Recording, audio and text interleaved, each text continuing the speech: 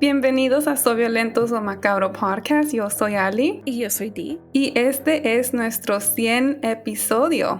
Gracias a todos por su apoyo. Sí, muchas gracias. Oh, she's so shy today. I am. And today, for this 100th episode, Dee is gonna take us to Phoenix, Arizona. Being proud of who you are, where you come from, and who you decide to love shouldn't be a factor when it comes to other people choosing whether you should live or die. Bernardo Pantaleon was an openly gay man living his authentic self in Phoenix, Arizona, when 4 individuals decided to completely destroy his family's lives solely based on Bernardo's sexuality. This week, we cover the tragic case of Bernardo Pantaleon. Advertencia: la información de este caso puede ser desencadenante para algunos.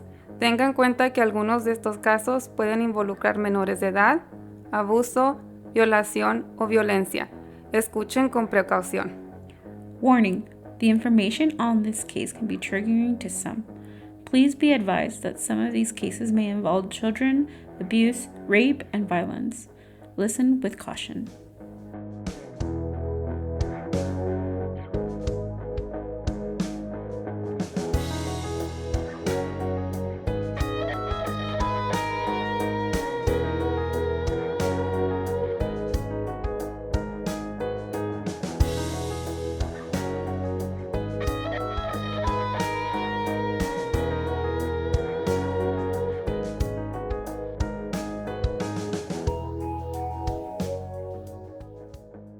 It's honestly just horrific. That's hard to comprehend, especially the nature of the crime. Everybody first before himself. And he was just so brave. I envied him for that. We were proud of him for living his truth. But unfortunately, now that we know, and this is the most heartbreaking thing, that is what cost him his life. ¿Quién sabe qué le hicieron porque hay sangre? Ahorita le dije, mijito, quita tu espíritu, vámonos, mijito, para casa, no estés aquí solito, señorita, está solito, mi hijo. Bernardo Pantaleon, also known as Bernie, was a vivacious and beautiful 30-year-old man who was part of the LGBT community and was proud for who he was and wasn't afraid to show it. Bernie's family describes him as being very brave for being himself. For the longest time, he was very nurturing when it came to his family. As a young boy, he lost his mother and father and was in charge of raising his 3 other siblings. In addition to that, he took care of his grandmother. He was the type of person who would give anything and everything for anybody that needed help. According to Juan Pantaleon, who was Bernie's cousin, told Fox 10 News that Bernie was a vibrant and full of life individual. He was always living his truth. He put everyone before himself. Anaí Pantaleon, who was also Bernie's cousin, told AC Central that Bernie embraced and loved who he was. He was wearing glamorous clothing all the time and did his makeup, and he was just very proud of who he was. He showed his creativity with what he wore, what he put on, like his makeup, his hairstyles. If you saw pictures of him, he was just a magnificent human being. And throughout these interviews and everything that I've seen of Bernie, you can just tell he was just the life of the party. Y tenía un gran corazón. And yeah, definitely. He one of his closest friends also recalls that Bernie took care of the elderly. So apart from him taking care of his family, he took the role of taking care of his grandmother. He says that for the longest time, his grandmother, took medication, and Bernie would wake up every morning and tell his grandmother, hey, you need to take your medication. And the grandmother would take her medication. And till this day, the grandmother has a difficult time adjusting to his death. Yeah, like getting used to not having him around. In an interview with Telemundo, you can actually hear his grandmother in pain after finding out how her grandson was killed. And it's just overall heart-wrenching just to see the pain and the agony that his grandmother is going through. You know, it's very heartbreaking. Y yo no puedo entender por qué le hicieron eso a mi hijo. Y me dijeron que me hiciera fuerte. Ahí fue cuando sentí feo, señorita, porque yo presentí que mi hijo ya no estaba. He was the type of person who will go out of his way and take care of anybody that needed it. That a lot of his close friends would be like, hey, can you take care of my mom? Or can you check on my mom? Or can you check on my dad? Or can you check on my grandma? And he would do it. No questions asked. He was the type of individual that would literally just go out of his way to make sure people were okay.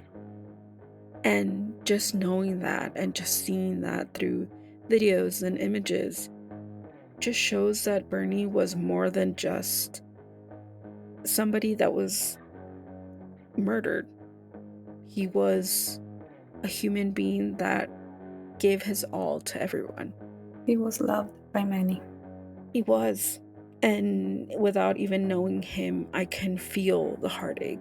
And I think for the most part, seeing his family do these interviews and talk about him and just realize that was a big empty space in their lives now is just completely heartbreaking. Based on articles, it's still unclear on when exactly the crime occurred. But what is known so far and based on interviews, Bernie had left the home that he shared with his grandmother and told her that he was going to come back. And he just went on his day. And then they just didn't hear from him after that. Abuelita dice, voy a un mandado, ahorita vengo. Yo le llamaba, no me contestaba. On November 26, 2023, at 12:30 p.m., police were alerted that there was an unresponsive man on one of the trails on Mountain View Park. When authorities arrived to the scene, they found Bernardo Pantaleon with a bullet wound to the head. In an interview, Anai told AZ Central, quote, he was brutally attacked, and there was trail of blood all over where they found him. He couldn't have made it. According to detectives, Bernie was found naked with multiple gun wounds, beaten, tortured, and his body had been mutilated in the process. Bernie was brutally murdered to the point that investigators told the family that it wasn't a good idea to see him in this condition. It'd be so devastating to be standing at a funeral home with the closed casket of someone that you love so much and you can't even get near. Sufrió, pobrecito. He went through a lot. And to hear that, as a family member, that's just, there's no words for that. Based on articles, it's still unsure on when exactly this happened, but when investigators started to look further into the case, they actually realized that the family were sent 2 photos of the crime scene. One of them was of Bernardo's body laying in a pool of his own blood, and the second photo was of an unknown person flipping the camera off with Bernie's body in the background. Yo no sé la gente cómo tiene corazón de, primero, asesinar a alguien y segundo, tomar fotos del cuerpo de la persona y mandarse a la familia. I don't get it. And I completely understand. It's uncalled for and it's very heinous. And the most tragic part of all of this is you are giving a shock value to the family while also glorifying what you did. No se gana nada con eso. Nada más lastimar a la familia. Exactly. On December 2nd, Phoenix police arrested 21-year-old Leonardo Santiago, 21-year-old Manuel Carrasco, and 20-year-old Jose Rodriguez. After police confirmed that the suspects, police also claimed that the suspects were all associated to a local gang. All of the men were booked for first-degree murder charges. When investigators looked further into the photos that were sent to the family, they noticed that the profile that had sent those photos belonged to Leonardo Santiago. When police interviewed Leonardo, They were granted a warrant to go through his phone and found group chats. According to detectives, there were 2 group chats that were found within Leonardo's phone. The first group chat was with Jose and Manuel, and the second group chat was with other fellow gang members. In the first group chat with Jose and Manuel, Leonardo goes on to describe the killing and what he would do to Bernardo's body, as well as showing them progressive updates on what was going on, as well as having a conversation of him needing their assistance. In one part of the chat, Leonardo actually texted the other 2 individuals, calling Bernardo derogatory terms, as well as saying, quote, "Homosexuals aren't allowed on the north side." During the interrogation process, Leonardo initially denied killing Bernie. After further interrogation, Leonardo then confessed to police and said he was in the presence of when Bernardo was murdered. Leonardo continues to say that Bernardo had made unwanted advances that made Leonardo uncomfortable. And according to court records, Leonardo later changed his story and blamed the unknown third person for the murder of Bernardo. During the investigation, Leonardo told police that he was present during Bernie's mutilation and claimed that the actual killing of Bernie was made by other gang members. However, according to Jose and Manuel, their testimony contradicted to Leonardo's testimony. And according to further court documents, one of the 3 co-defendants confessed and said that Leonardo was responsible for the killing of Bernie. Even though Leonardo kept going back and forth with his story and blaming other people and saying that he wasn't involved in the murder, the other 2 people that were involved in the killing confessed, and in their testimony say that Leonardo was the primary suspect when it came to murdering Bernie. Based on court documents, Jose and Manuel said that they knew Leonardo had planned to kill Bernie. They go on to say that they all had discussed how he was going to kill him and when it was going to happen. They also asked him to send photos and videos when he actually committed the murder. They also said that Leonardo had reached out to them after the murder and in order to seek help from them. Jose told police that Manuel and Leonardo mutilated the body when they arrived. According to court records, Manuel said that he actually used a knife to mutilate his body. The description to different articles was that the knife was one of those knives that had brass knuckles at the end. So he had a grasp onto them. And he used both the knife and the brass knuckles. According to AZ Central News, the men also took these photos and videos and sent it to a group chat that they had with other gang members in order to glorify their horrific acts. Based on court records, Jose and Leonardo then sent the images to the victim's family. According to court documents, there was actually a 4th person involved in Bernie's murder. His name was Christopher Ibarra, and he confessed that he knew about the murder. He also knew about the photos that were taken, the group chats that they were all involved in, and knew details on how they were going to go about killing Bernie that night. However, Christopher didn't speak up, didn't prevent the murder from happening, and was just a bystander when it came to Bernie's murder. According to documents, Christopher also identified 2 of the other suspects that were part of the group chat in order to build a concrete case. One of the most shocking details about this case is that Leonardo was also linked to a murder that happened on March 20th, 2023. He had lured 20-year-old Osvaldo Hernandez Castillo out of his home with the promise of having sex with him. However, he shot him inside his vehicle 2 times. According to the investigation, Osvaldo was found with 2 gunshot wounds, one in the head and one on his back, along with gun shell cases in the back seat of the vehicle and an unfolded condom next to his body.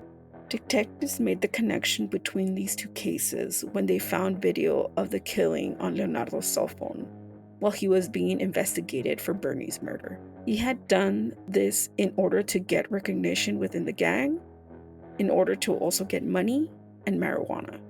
During Leonardo's hearing, Osvaldo's mother told the judge, quote, "How could he take my son's life? He took a part of me with him. He left me devastated, a family in pieces. I just want justice for my son. 8 months had to pass by, and for him to kill another boy so my son's murder could be found. I don't want him to get out." The victims were killed 3 miles away from each other. The suspects lived near or around the area, which means that all of these men knew each other some way, somehow. They crossed each other's paths before. Right before doing this case, I also found out that there is a third person that might be in connection to this murder case. Right, they killed, like, he killed somebody else? Yes. According to Johnny Pantaleon, which is Bernie's cousin, he mentions that a man by the name of Benjamin Anderson was killed by Leonardo Santiago, also for being gay. According to what Johnny says, Leonardo had lured Benjamin through a gay dating website in order to pursue a sexual encounter with him, and murdered him. I don't know the full details on what happened to Benjamin, but it is clear that this was a hate crime towards gay men in Phoenix, Arizona. According to the Oxford Dictionary, a hate crime is a crime, typically a violent crime, that is motivated by someone's ethnicity, religion, sexual orientation, or other similar grounds. As of 2024, Arizona does not have a law against hate crimes, which makes it difficult to prosecutors to have any additional harsher sentences due to the type of crime that they commit. For instance, in this case, clearly Leonardo, Jose, Manuel, and Christopher all talked about the main reason for attacking Bernie. It was because he was gay. That piece of evidence would not be held against in court. This evidence wouldn't hold its strong value within the court system during their case, because Arizona state does not see this type of violence as a hate crime. According to law expert Hector Diaz, he pinpoints the main charges that they can apply within the case, which is murder and conspiracy to commit murder. But the hate crime wouldn't be used to add more time to their sentence. Even though Arizona has a death penalty, Bernie's family wants this case to be known as a hate crime. They feel that other people should have the right to know that they can't get away with killing somebody for their religious beliefs, their sexual orientation, or anything that has value to them. People should not be murdered for who they love or how they express themselves. Bernie, Osvaldo, and Benjamin did not go out of their way to fight somebody, to murder somebody, to brutally attack somebody. They were human beings who just thought that they were encountering somebody that they can connect with. As of right now, Bernie's family is demanding justice for Bernie, Osvaldo, and Benjamin, and any other person who has been a victim of hate crime in the state of Arizona. As of today, there isn't a verdict on the sentencing for these 4 individuals. But as of recording this case, Christopher Ibarra and Leonardo Santiago were held on a $2 million bond, while Manuel Carrasco is at a $1 million bond. Jose Rodriguez has a $500,000 bond, and it all has to be paid in cash in order for them to post bail. Bernie's family needs help in order to get any sort of change to happen in the state of Arizona. In the description of this episode, as well as in our link tree and in all of our social media platforms, we will include a link to the change.org petition in order to demand justice for Bernie, Osvaldo, and Benjamin, and anyone that has been affected by a hate crime in the state of Arizona. In the description of this episode, we will also include the GoFundMe page for Bernie's family. The funds will also help Bernie's family continue the journey to fight to change the laws in Arizona for any expenses that they might need when it comes to the prosecution of these 4 individuals, and for any medical assistance that the family might need for their elderly grandmother.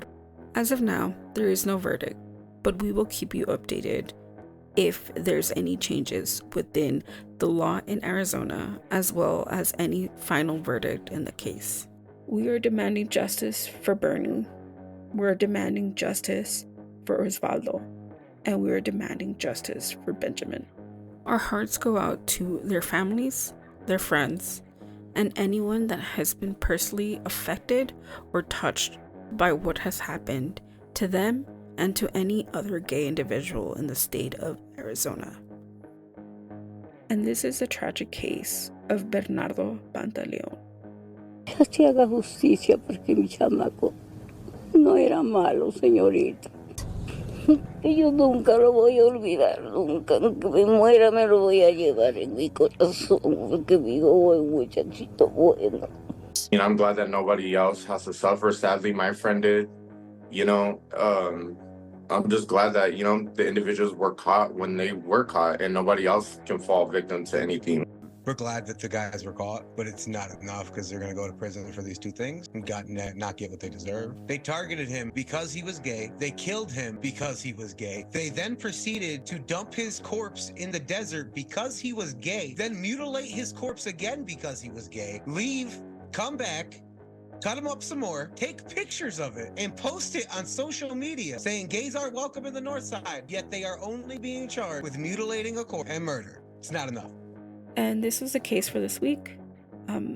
Again, it's a very new case, and it's still evolving, and we're still getting information as, the weeks and the months go by.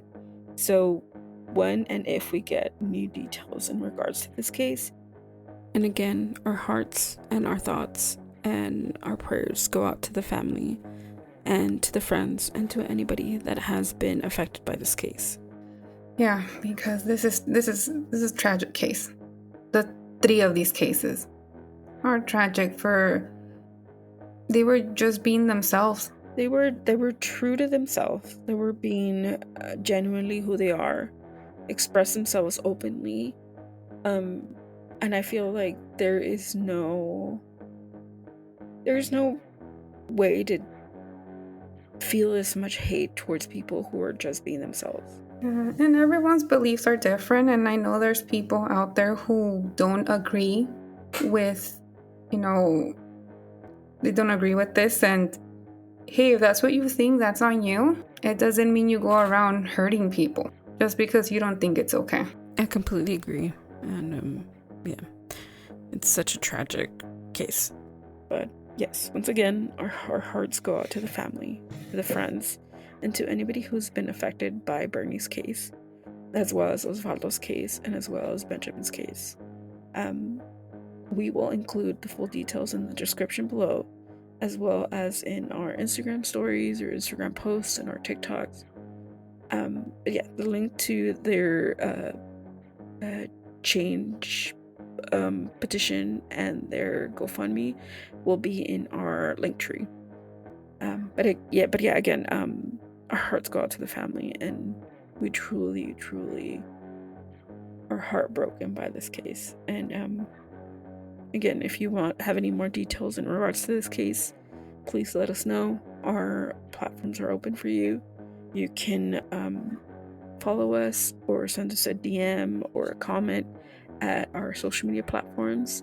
We have Instagram, TikTok, Threads, and Twitter, or X as it's known now. Just type in at SVSM_podcast, or you can follow us on Facebook at Sumagaro Podcast. you could just leave us a DM, a comment, message, anything. We will get back to you as soon as we can. You can listen to our 99 episodes on Spotify, Apple Podcasts, Google Podcasts, Amazon Music. Type in Semana Podcast, and our whole catalog would be there, as well as the Latina Podcaster Network app. You can go to the App Store, type in Latina Podcaster Network, download the app, type in Semana Podcast, and our whole catalog will pop up, as well as other podcasters, creators that have a little bit of everything. You can listen to their podcast there, and rate, review, subscribe. We read them all, and we truly appreciate you guys. And I think that is it. I think that's it for this week. Thank you so much for listening to us for these 100 episodes. It's truly a milestone, and we truly appreciate it. Yeah, and we will continue to do this as much as we can, and as far as we can go. Yeah, I know. Yeah, definitely. It's a very this podcast, we cover very hard topic, and it doesn't get easier. And we wish these murders would stop, and that no other people would be hurt or have to suffer. But unfortunately, these things happen daily, and we will be here to continue giving voice to the voiceless, to those who have been taken away from us. Yeah, definitely. And once again, our hearts go to every single person that relates to these cases, or has gone through similar situations, or we're human and we feel for these people, and sometimes they're unbelievable cases, tragic cases, and all we can do is try to just be a little bit, have more empathy to others, and be kind to one another, and hopefully prevent these from happening in the future. But with that, our hearts go out to all those 100 families that we have covered. Some cases que nunca se nos van a olvidar. There's some cases que todavía me acuerdo, and I'm like, man. I know. There's still those cases that hit very heavily and hit close to home. And I think for the most part, it's a challenge to look past them, and sometimes it's one of those people that we just carry in our hearts forever. And we truly we're truly moved, and which I just want to say thank you all for listening and for sharing these cases, because it truly means so much to us. Yes. But with that, we'll see you guys for episode 101. Adiós, chuladas. Me salió lo ronca. I know. Lo voy a decir en español ahora. Adiós, chuladas. Adiós, chuladas. Yeah, definitely. That's going to be your new saying. Pero lo voy a decir acá en española. I've been watching too much of La Casa de Papel. I still haven't seen that show. I need to see it. No longer friends. To all of you, I highly recommend it. What can I say? I've been watching Saltburn and Saltburn I'm memes over it. this whole time. I'm over that. I'm still not over it. I'm still not over it. Ves, como personas como tú le dan fama a esta persona. I'm kidding. And I'm over here giving other people. But until next time. Nos vemos la próxima semana. See you next week. Adiós. Stay spooky. Bye. Bye. I was about to press leave. Oopsie, that's what you do. All right, see you next week. Bye. Oh, bye. We're still recording. Bye. Stay spooky.